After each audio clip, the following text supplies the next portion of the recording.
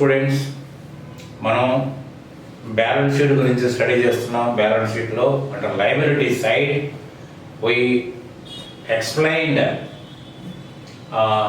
about the capital and its subgroups, that is reserves and surplus and retained earnings.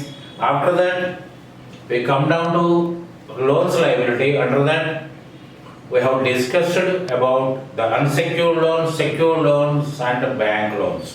Then the third one and the last one in the liability side. ఇవన్నీ కూడా all are otherwise called as sources అంటే business start అయ్యి run అవడానికి what are the sources of funds అనేది గుర్తుపెట్టుకున్నట్టయితే sources ఎప్పుడు కూడా గుర్తుపెట్టుకోండి. మీరు ఏదైతే కామర్స్ గురించి అధ్యయనం చేస్తున్నారో సింపుల్ వేలో లేమ్యాన్ పాలసీ విధానంగా మీరు నేర్చుకున్నట్టయితే ఎప్పటికీ మైండ్లో స్టోర్ అయి ఉంటుంది. Need not refer from time to time the subject which you gone through. ఎప్పటికీ మైండ్లో ఉండాలి. మైండ్లో ఉన్నది మాత్రమే ఎప్పటికీ పర్మనెంట్గా ఉంటుంది. ఎందుకంటే ఇది నా అనుభవం. 70s చదివిన చదువునే ఇవాళ మరణం చేసుకుంటూ మీ ముందు చెప్తున్నాను, with adding some the latest things. అంతే తప్ప నేను మళ్ళీ ప్రత్యేకించి దీనికోసం ఏం చేయట్లేదు. నోట్స్ అలాగే ప్రిపేర్ చేసుకుంటాను, ప్రాబ్లమ్స్ అలాగే ప్రిపేర్ చేస్తాను. Everything will be prepared taking from memories, అంతే. సో అది మీరు అలవాటు చేసుకుంటే మంచిది. దెన్ లాస్ట్ అంటే ఫస్ట్ క్యాపిటల్ వల్ల మీకు ఫండ్ వస్తుంది, దాని తర్వాత లోన్స్ వల్ల వస్తుంది, దాని తర్వాత కరెంట్ లయబిలిటీ వల్ల వస్తుంది. ఈ కరెంట్ లయబిలిటీలో ఏంటంటే it is inclusive of service receives on credit, supplies on credit, and the amount which was collected on behalf of the government in the form of contributions, that is PF and ESI, and the taxes, that is TDS and TCS. అవి మన దగ్గరే ఉంటాయి. We will rotate them in our business and we will pay the balances which were received on behalf of them in the next month. అంటే మనతోటే ఉంటూ మనకు ఉపయోగపడతాయి. కాబట్టి ఏంటంటే ఈ 3 అంశాలు మన బిజినెస్ డెవలప్మెంట్కి చాలా దోహదపడతాయి. ఈ 3 అంశాలు రావాలంటే మీకు ఒక పాలసీ ఉండాలి, ఒక పద్ధతిని అనుసరించి చేయాలి. ఎందుకంటే ఏ ఒక్కడైనా లెక్కేసుకుని చిన్న వ్యాపారం నుంచి అంబానీ వరకు కూడా ఓన్లీ ప్లానింగ్ అండ్ ప్రొసీజర్ పక్కా ఉంటే మాత్రమే ఎన్ని బిజినెస్లు అయినా చేయగలుగుతాడు. అంతేగాని మనతోటి కేవలం మన ఇంట్లో డబ్బులు పెట్టి చేయాలంటే ఒక లిమిటేషన్ ఉంటుంది. ఆ లిమిటేషన్ వల్ల మన కోరికలు తీరకుండా పోతాయి. దీంట్లో కూడా మీకు current liabilities are those liabilities which are rotatable one, అంటే తిరుగుతూ ఉంటాయి. అంటే suppose supplies are taken from A to the tune of 1 lakh during the accounting period, and during the course of business we repaid 50,000, then the liability come down to 50,000 again. 75,000 worth of goods were taken into account. That is it came up, goes up to 1,25,000 అంటే rotate అవుతూ ఉంది. So in టైంలో మనం as promised to the supplier we have to pay for the goods received, for the value received. కాబట్టి ఏంటంటే అవన్నీ కూడా దీంట్లో మీకు current liabilities are those liabilities which are rotatable one, which are during the accounting period.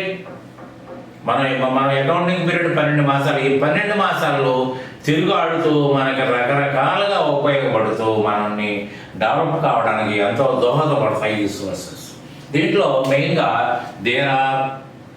తర్వాత current లయబిలిటీస్ని మీరు దీంట్లో మళ్ళీ సబ్ గ్రూప్స్ గురించి మాట్లాడుకుందాం. సబ్ గ్రూప్స్లో duties and taxes, provisions, sundry creditors,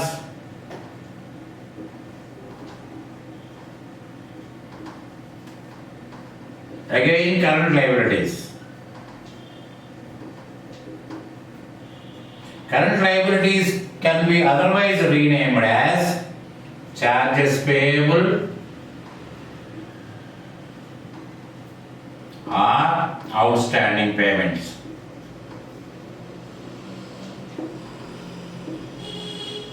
అంటే మీరు అవసరం అనుకుంటే ఈ నేమ్ బాగుంటుంది అనుకుంటే you can rename them, you can make a sub group under the name charges payable or outstanding payments, or లేకుంటే అవసరం లేదనుకుంటే కరెంట్ లయబిలిటీస్ గానే మీరు ఉంచేసుకోవచ్చు. సరే, ఒక్కొక్క దాని గురించి మనం will go in detail. Duties and taxes. Duties అన్నా, ట్యాక్సెస్ అన్నా, సెస్ అన్నా, ఈ అన్నీ కూడా ట్యాక్స్కి సంబంధించిన మాటలు అవన్నీ. Duty, import duty, income taxes, GST taxes and cess, ఇవన్నీ కూడా మీకు ట్యాక్సెస్ సంబంధించినవి. కానీ ఇంకొక రకమైన అర్థం వచ్చేటట్టుగా మీకు డ్యూటీస్ అండ్ ట్యాక్సెస్ నేను మీకు అభివర్ణిస్తాను. ఎట్లా అంటే it is the duty of the employer to deduct or to collect taxes on behalf of the government and to pay and to remit the same to the government next month. అంటే it is the duty of the employer. Employer అంటే యజమాని అని లెక్క, మీకు తెలుసు కదా. అంటే మీకు ఉద్యోగం ఇచ్చిన వాడు యజమాని కాదు, మీకు పని చేయడానికి కల్పించిన వాడు కూడా. అంటే ఒక కాంట్రాక్ట్ మీకు ఏదైతే అవార్డు చేశారో ఈ వర్క్, అతను you will also be called as employer. మీకు మీ దగ్గర అతని దగ్గర కన్సల్టెన్సీ చేయడానికి మీకు అవకాశం ఇచ్చిన వాడు కూడా ఎంప్లాయర్ అని పిలుస్తారు. కాబట్టి ఏంటంటే it is the duty of the employer to deduct in the form of TDS, to collect in the form of TCS on behalf of the government and to pay and to remit the same which was collected under these two heads to the government next month. అంటే దీంట్లో ఉన్న విషయం ఏంటంటే government తరఫున ఇతను service ఎవరైతే service చేస్తారో అతని సర్వీస్కి తగిన మూల్యం రెమ్యునరేషన్లో ఇచ్చినప్పుడు according to the table prescribe, దీనికి ఒక టేబుల్ ఉంది. దేనికి ఎంత, కాంట్రాక్ట్కి ఎంత, సబ్ కాంట్రాక్ట్కి ఎంత, ఫర్మ్కి ఎంత, ఇండివిజువల్కి ఎంత, లాటరీస్కి ఎంత, హార్స్ రేసెస్కి ఎంత, there are tables or there. దాని ప్రకారం మీరు ఇచ్చి అమౌంట్లో కట్ చేసుకుని సపోజ్ ఒక 10,000 రూపాయలు ఇవ్వాలి, దాంట్లో ఒక 10% కట్ చేసుకోవాలనుకోండి, ఏమవుతుంది మీకు ఇక్కడ 1,000 రూపాయలు కట్ అయిపోతుంది. అంటే 9,000 రూపాయలు అతనికి పేమెంట్ ఇస్తాం, 1,000 రూపాయలు గవర్నమెంట్ తరఫున ఆపుకొని నెక్స్ట్ మంత్ గవర్నమెంట్ కడతాం. ఈ 10,000 ఇచ్చేసినట్టే మనకి. అంటే ఈ 1,000 రూపాయలు ఏదైతే ఉందో అతను పాన్ అకౌంట్లో క్రెడిట్ చేస్తాం మనం. విన్నారా? కాబట్టి ఏంటంటే మీకు TDS will be collected on the service payments. ఏదైతే మనం సర్వీస్ పొందుతామో ఆ సర్వీస్ పేమెంట్స్ చేసేటప్పుడు మన టీడీఎస్ విల్ బి కలెక్టెడ్. అట్లనే టీసీఎస్ అంటే మనం ఏదైనా ఒక వస్తువుని అమ్మినప్పుడు స్క్రాప్ కానివ్వండి, టింబర్ కానివ్వండి, గమ్ కానివ్వండి, బిడి లీవ్స్ కానివ్వండి, ఆల్కహాలిక్ లిక్కర్ కానివ్వండి, సారా అంటారు, ఇవి ఏదైనా గవర్నమెంట్ అమ్మినప్పుడు అలాంగ్ విత్ ది ప్రైసెస్ అంటే జిఎస్టీ కూడా prices they will collect this also. ఇప్పుడు చూడండి, 18% జిఎస్టీ ఉంటే 100 రూపాయలు సేల్ ప్రైస్ అవుతుంది, 18 రూపాయలు గవర్నమెంట్ తరఫున పైసలు అవుతుంది. అంటే 118 రూపాయలు కలెక్ట్ చేస్తాడు.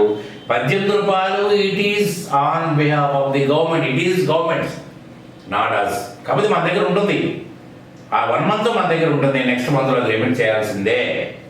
కాబట్టి ఏంటంటే TDS, what is the source for TDS అంటే payment is the source for TDS అని చెప్పేయచ్చు. ఎందుకంటే ఎక్కడ కట్ చేయగలుగుతాం టీడీఎస్ అనేది, ఎక్కడ ఎఫెక్ట్ అవుతుందంటే ఎప్పుడైతే పేమెంట్ చేస్తున్న సందర్భం వస్తుందో అక్కడ మాత్రమే టీడీఎస్ ఎఫెక్ట్ అవుతుంది. అంతే కదా, మనం పేమెంట్ చేయగలిగినప్పుడు చేతిలో డబ్బులు ఉన్నాయి, మనం కొంచెం మూసి మిగతా డబ్బులు చేయొచ్చు. అట్లనే టీసీఎస్ మనం వసూలు చేసుకునే పైసలతో పాటు ఆ పైసలు కూడా వసూలు చేసుకోగలిగినప్పుడు మాత్రమే టీసీఎస్ వస్తుంది. అంటే what is the source for TCS, ఇది collection is the source. What is the source for TDS అంటే పేమెంట్ ఇస్ ద సోర్స్ అని మాత్రం మనం చెప్పాల్సి వస్తుంది. దీంట్లో ఒక అప్లికేషన్ ఏంటంటే the employers duties to collect or to deduct taxes on behalf of the government and the same must be paid or remitted in the government's treasury without any addition and without consuming anything for himself. అంటే collect చేసిన డబ్బుల్లో scheduled rate ప్రకారం గవర్నమెంట్కి కట్టాలి. కానీ దీంట్లో ఒక పైసా వాడుకుని హక్కు కానీ ఒక పైసా కలపాల్సిన అవసరం కానీ దీంట్లో లేదు. దీంట్లో ఇంకా కొంచెం విశదపరచాలంటే ఇప్పుడు గుమస్తానే ఆయన దగ్గరికి వెళ్ళి 10,000 పెట్టమని యజమాని చెప్పినప్పుడు 10,000 వసూలు చేసి, అయ్యా నాకు మధ్యలో అత్యవసరం వచ్చే 1,000 రూపాయలు వాడుకున్నామంటే యజమాని సరిలేవై అనకపోగా మీ ఉద్యోగం కూడా తీసేసే అవకాశాలు ఉంటాయి. ఎందుకంటే you are at not at liberty to consume even a single pie from the collection which was made on behalf of the organization. అట్లనే ఆయన 10,000 ఇమ్మంటే 9,500 ఇచ్చాడండి. షేర్ట్ కోపడతాడేమని. There is no need for the clerk to add that remaining 500 rupees to satisfy the organisation. వాడేదో అంటాడని మనం కలపాల్సిన అవసరం లేదు. ఇదే లాజిక్ ఇక్కడ. నేను చూడండి, నేను చెప్తున్న అకౌంట్స్లో మీరు కనుక ఒక్కసారి కూల్గా ఆలోచిస్తే ఇది అకౌంట్సే కాదనిపిస్తుంది. ఇది మనం స్వయంగా ప్రతిరోజు అనుభవిస్తుంది అనిపిస్తుంది. అటువంటిప్పుడు ప్రాబ్లం ఏముంది దీంట్లో? ఈజీగా మీరు ఆకలింపు చేసుకోవడానికి, మెమరీలో పెట్టుకోవడానికి ఈజీగా ఉంటుంది కదా. సో టీడీఎస్ అండ్ టీసీఎస్, అట్లనే ప్రొఫెషన్ ట్యాక్స్ కూడా మీరు వృత్తి పన్ను అంటే ఉద్యోగం చేసేవాడి దగ్గర నుంచి కలెక్ట్ చేస్తే యాజ్ పర్ ది షెడ్యూల్, దానికి ఒక లిమిటేషన్స్ అవన్నీ ఉన్నాయి. తర్వాత ఏంటంటే వృత్తి కానీ వ్యాపారంగా నిర్వహించిన వాడి దగ్గర కూడా మనం ట్యాక్స్లు కట్టాల్సి వస్తుంది. That is not an adjustable one, that will B collected from the state governments.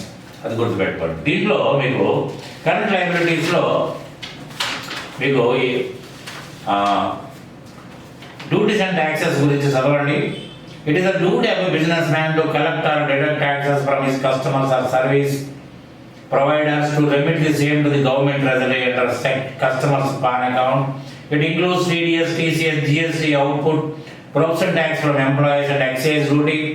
In this case, the collector or deductor will not be allowed to utilize the amount so collected or to add anything towards his contribution while remitting to the government. That's good to put it. TDS deducted. TDS means tax deducted source. The concept of TDS was introduced in Income Tax Act in 1961 with the objective of deducting tax on the income of others. It is one of the methods of collecting income tax which ensures the regular flow of revenue to the government. ఎందుకు collect చేస్తారు అంటే అవతలవాడి మీద నమ్మకం లేకుండా అంటే కాదు. ఒక వ్యాపారస్తుడికి రెగ్యులర్గా డే టు డే అవసరాలు తీర్చుకోవడానికి మనీ యొక్క అవసరం ఎంతైతే ఉందో అట్లనే గవర్నమెంట్ కూడా అంతే అవసరం ఉంటుంది. అందుకని ఏంటంటే టీడీఎస్ టీసీఎస్ ద్వారా రెగ్యులర్ ఫ్లో అమౌంట్ కనిపిస్తుంది. ఆ ఫ్లో ఉన్నప్పుడు మాత్రమే వాళ్ళు గవర్నమెంట్ శాలరీస్ ఇచ్చినా ఇతరత్ర ఏం ఖర్చు పెట్టుకున్నా కూడా ఇతరత్ర వెల్ఫేర్ యాక్టివిటీస్ ఫ్లో కావాలన్నా కూడా దీని నుంచే వస్తుంది. అంతేగాని అవతల వ్యక్తి మీద డౌట్తో మాత్రం కాదు. This will be deducted from salaried employees if crossed exemption limit, deducted from contractors, professional consultants, rents and interest, commission, deducted from priced amount through horse races, crossword puzzles, lotteries and TV games considering the prevailing rules. Payment will be the source for deduction of tax and from service providers. So TCS, tax will be collected from the customers along with their price in the occasion of sale of scrap. Collecting royalty అంటే మనం mines తవ్వుకున్నప్పుడు మీకు అది ఏదైతే mineral బయటకు వచ్చిందో దాన్ని rent రూపంలో వసూలు చేస్తారు. దాన్ని రాయల్టీ అంటారు. అన్నారా? On forest produce like on sale of timber, tendu leaves and gum, collection along with their issue price on IMFL, Indian made foreign liquor, దాన్ని సారా అంటారు, by state excise department. The rates of collection or deduction of rates will be decided by the government from time to time. From July 1st, 2017 onwards, excise and sales tax were abolished and brought under the GST regime. అంతకుముందు excise ఉండేది, sales tax ఉండేది, all those were abolished and were brought into GST regime. మీ అందరికి బాగా తెలుస్తుంది. తర్వాత GST collected అంటే GST will be collected on the sale proceeds, on the service. GST will be collected and adjusted or remitted in the obligation of GST which was paid service and goods purchased by the. అంటే మనం కొన్నప్పుడు మనం ఏదైతే GST మన దగ్గర నుంచి ఎలా అయితే సెల్లర్ వసూలు చేశాడో అట్లనే మనం కూడా అమ్మినప్పుడు మనం కూడా వసూలు చేస్తాం. వసూలు చేసిందేమో గవర్నమెంట్ తరఫున వసూలు చేస్తాం, కట్టినది కూడా మన తరపున కట్టుకున్నాం. సో మనం గవర్నమెంట్ కట్టాల్సిన డబ్బులు ఆల్రెడీ మనం కట్టిన డబ్బులు జమలో ఉన్నాయి కాబట్టి that minus this will be the payment. Suppose మీకు 1000 రూపాయలు పేయబుల్ ఉండి అంటే జిఎస్టీ అవుట్పుట్ ఉండి 900 రూపాయలు మన 1100 రూపాయలు పర్చేస్ మీద పే చేస్తున్నట్టయితే 100 రూపీస్ మీ బ్యాంక్ క్రెడిట్ ఉంటుంది. You need not pay single NP to the government treasury. అది గుర్తుపెట్టుకోండి. ప్లస్ ఏదైనా సరే డిఫరెన్స్ విల్ బి పేడ్. తర్వాత provision tax deducted. It will be deducted from the employee salary above 15,000 according to the rates prescribed by the state government and will be remitted to the provision tax officer, that is sales tax officer ఉండేవాడు. అది తర్వాత ఏంటంటే ఈ విధంగా notes క్లియర్గా చదవండి. దాని తర్వాత provisions are nothing but estimations.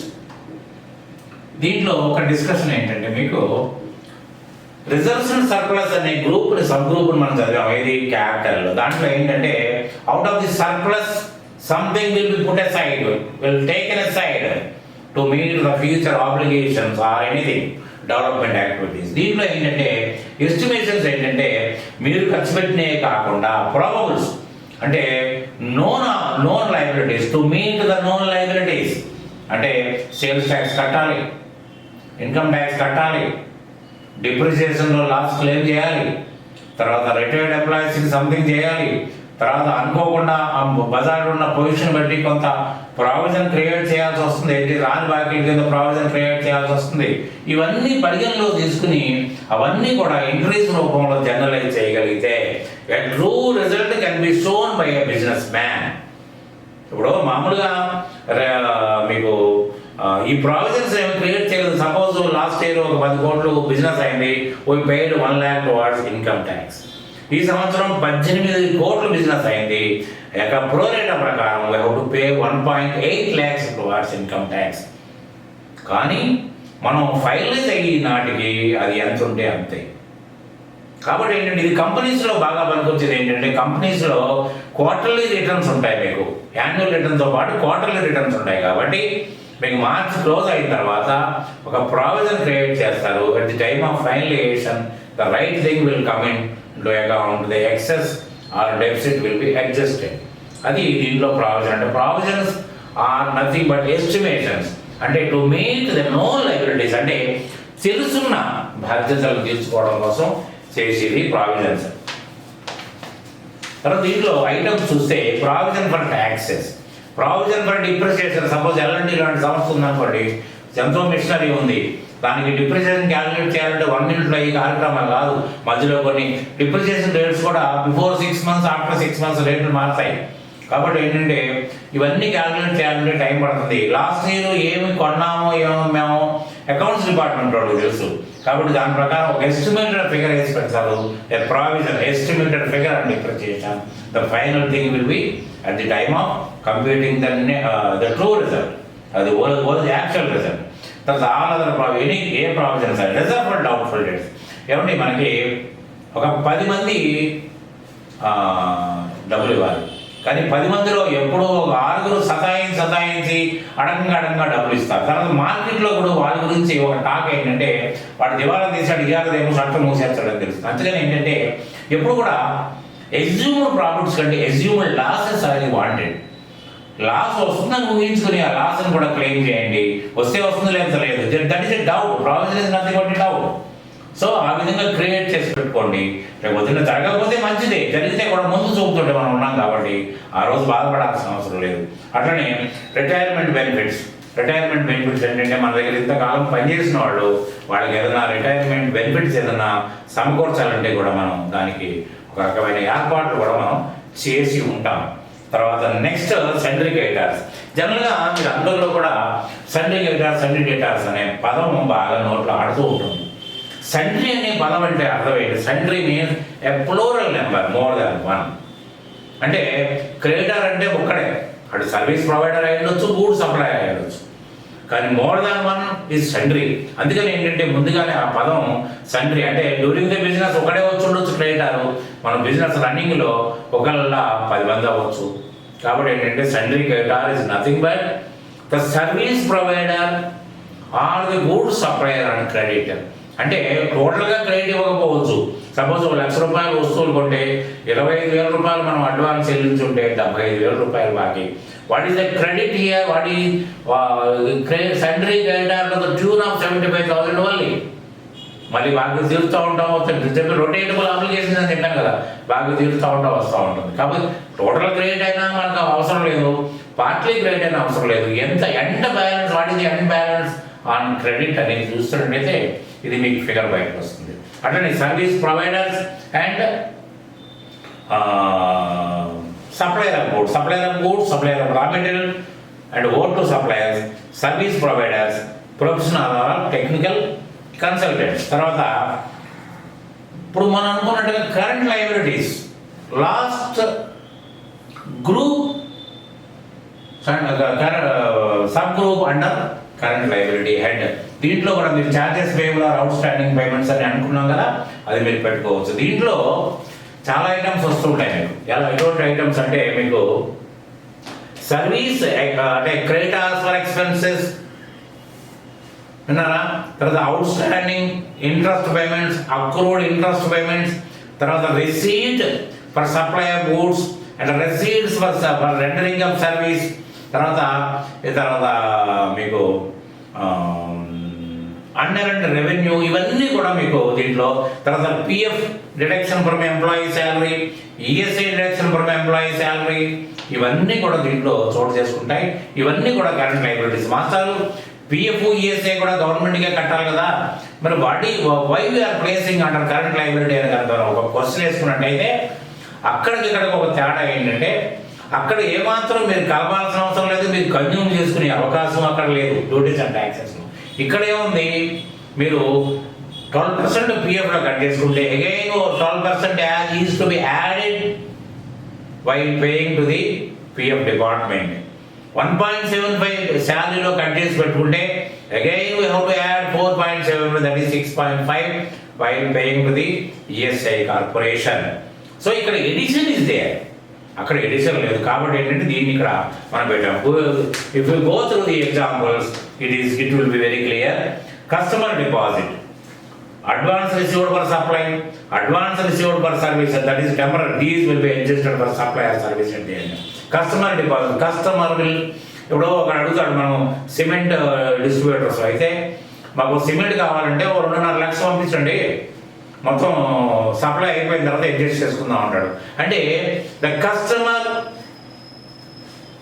Through a purchase order will send 2.5 lakhs or 2 lakhs as an advance. If not supplied as per the purchase order, the amount is to be refunded. అందుకనే liability అంటాం అది. ఎందుకంటే supply అయినా చేయాలి, మిగతా డబ్బులు తీసుకోవడానికి. లేకపోతే సప్లై చేయలేని అసమర్థత కానివ్వండి, ఏదైనా కానివ్వండి, మన దగ్గర స్టాక్స్ ఉండకపోవచ్చు, ఏదైనా కావచ్చు, అప్పుడు ఏంటంటే we have to return back the amount which is taken against the promise of supply or rendering of service. అన్నారా? తర్వాత అన్ఎర్న్డ్ రెవెన్యూ. అన్ఎర్న్డ్ రెవెన్యూ అంటే మీకు సపోజ్ ఇప్పుడు నేనే ఒక ప్రాజెక్ట్ రిపోర్ట్ చేస్తానని ₹1,00,000 తీసుకుంటాను, ఇన్ టైంలో అంటే ఆ 1 lakhలోని నా సర్వీస్ ఛార్జెస్ కూడా కలిసి ఉన్నాయనుకోండి. అట్లనే కార్పెంటర్ని మంచాలు కొంచాలు చేసి దాన్ని పెట్టుకుంటాడు. If not supply the goods, if not rendered the service, we have to return back the amount in full. అప్పుడు దాకా ఏంటంటే ముందుగా మీ డబ్బులు మీ మజూరీ కూడా వచ్చేసిన it should not be treated as your income because it was not materialised. అది మాత్రం మీరు బాగా గుర్తుపెట్టుకోవాల్సిన అవసరం. తర్వాత salaries payable, rent payable, taxes payable, bonus payable, declared bonus payable అంటే మామూలుగా డిక్లేర్డ్ అనేది కంపెనీలో వస్తుంది. ఎందుకంటే దాదాపు దీవాళీ వచ్చినప్పటికీ అక్టోబర్లో వస్తుంది, క్వార్టర్ ఎండింగ్ సెప్టెంబర్లో ఉంటుంది. అప్పుడు కంపెనీస్లో the company directors will sit together and will decide the percentage of bonus to be awarded to the employees working. అటువంటిప్పుడు ఆ డిక్లరేషన్ అయినా పేయబుల్ అయినా means the same. Incentives payable, commission payable, bills payable and employees PF deduction, employees ESI deduction from gross salary, accrued interest on loans and డిపాజిట్లు, మన దగ్గర పెట్టుకున్న డిపాజిట్లు కానివ్వండి, మనం తీసుకున్న లోన్స్నే కానివ్వండి, ఇంట్రెస్ట్ ఇవ్వలేదు అంటే అక్రూడ్ అంటే ఇక్కడ ఛార్జీలు పట్టినాడు వేయడం, మనం ఇవ్వాలి కానీ ఇవ్వలేదు, ఇస్తాం డ్యూ కోర్స్లో. కాబట్టి ఏంటంటే that also to be considered. అంటే టోటల్ లైబిలిటీ కదా అది కూడా. మనం ఇవాళ ఈ సంవత్సరంలోనే వాడుకున్నాం, ఈ సంవత్సరంలో మనం దాని నుంచి ₹4 సంపాదించుకున్నాం ఆ డబ్బులతోటి. So this has to be paid. So accrued interest which was not paid so far, అది కూడా మనం తీసుకోవాలి. ఎఫ్ఎస్డి డిడక్టెడ్ అంటే ఫిక్స్డ్ సెక్యూరిటీ డిపాజిట్ ఎక్కడ ఉంటుందంటే కాంట్రాక్ట్స్లో ఉంటుంది. సబ్ కాంట్రాక్టర్ అయినా మనం పట్టుకుంటాం. తర్వాత మనకు ఇచ్చిన కాంట్రాక్ట్ కూడా while paying our bills they will deduct FSD fixed security deposit at a fixed percentage that will be paid back on the termination of the contract work. అది ఉంటుంది మీకు. తర్వాత ఆల్ అదర్ అక్రూవ్డ్ లయబిలిటీస్ ఇవన్నీ ఏవైనా ఉండనివ్వండి, ఇవన్నీ కూడా మీకు ఇంకోటి. This is not an exhausted list. నేను ఏదైతే ఉదాహరణ నేను చెప్తున్నాను ఇది ఎగ్జాస్టెడ్ లిస్ట్ కాదు. There may be so many. కాబట్టి ఏంటంటే మీరు బిజినెస్ చేస్తున్నప్పుడు మీకు అవగాహన రావాలి. What is the liability, what are security and what are unsecured, what who are certificators and who are అంటే ఇవన్నీ కూడా మీరు ఒకసారి కనుక ఈ నోట్స్ని ఆధారంగా చేసుకుని మీకు ఆకలింపు చేసిన విధానాన్ని అనుసరించి కనుక మీరు కనుక ఆ బిజినెస్ గురించి ఆలోచిస్తారు, ఎవ్రీథింగ్ విల్ బి క్లియర్డ్. కాబట్టి ఏంటంటే ఇది మంచి ఇది.